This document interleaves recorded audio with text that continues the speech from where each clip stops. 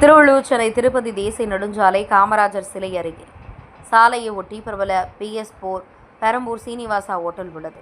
இங்கு ஓட்டலுக்கு உணவு அருந்த வரும் வாடிக்கையாளர்கள் வாகனங்கள் விடுவதற்கு போதிய பார்க்கிங் இடவசதி இல்லாததால் சாலை முழுவதும் கார் மற்றும் இருசக்கர வாகனங்களை விட்டு செல்வதால் இப்பகுதியில் தினம்தோறும் அதிக அளவில் போக்குவரத்து நெரிசல் ஏற்படுகிறது.